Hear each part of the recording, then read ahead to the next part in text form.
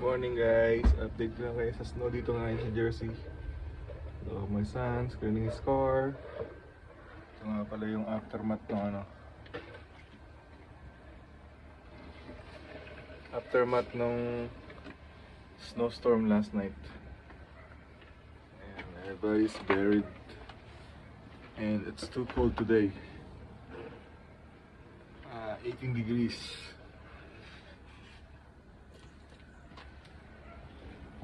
Tingnan nyo kung gano'n pa lalim to.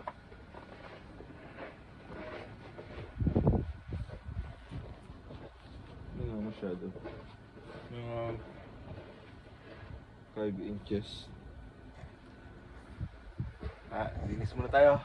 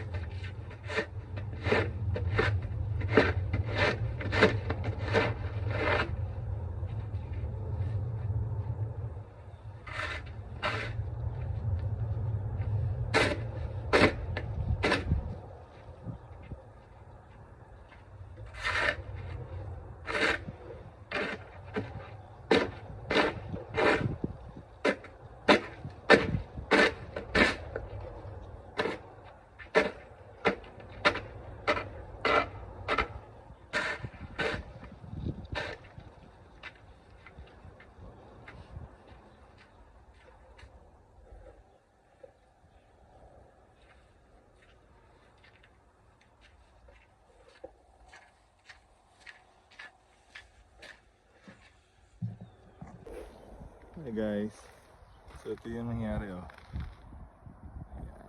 yung pilot ko na-buried sa snow. Yung apron ng aking driveway. And it's too damn cold today. But this backyard of mine. Let's go. Kapal yung snow.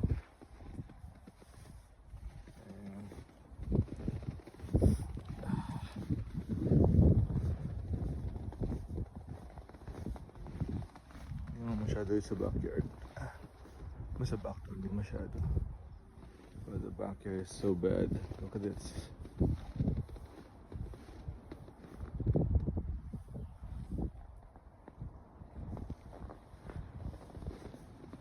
So picture nyo lang to nung nung summer. Kung gaano kaganda yung backyard natin. Together with this. Alright. Update ko lang kayo later mamaya. Hi guys, update ko lang kayo.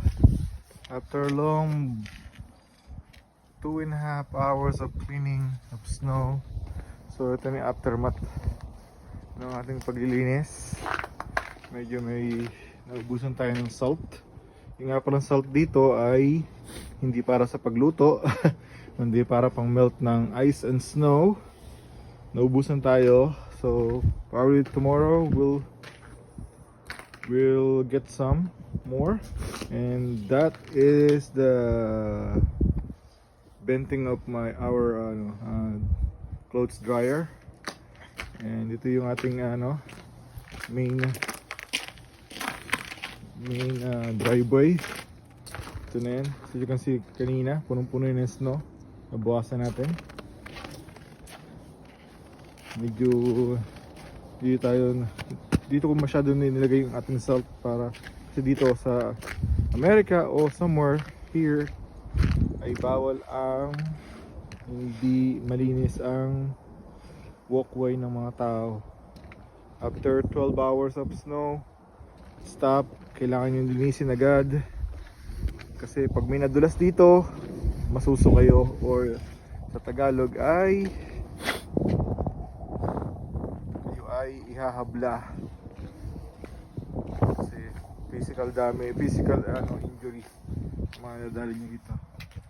So yan, at after 2.5 brutal hours of cleaning, ito na, tapos na yan. Kailangan yan hanggang doon, pero hindi ako naglinis yun. Kanya-kanyang tapat ng bahay mo, ikaw maglilinis. Yun lang. Bye for now.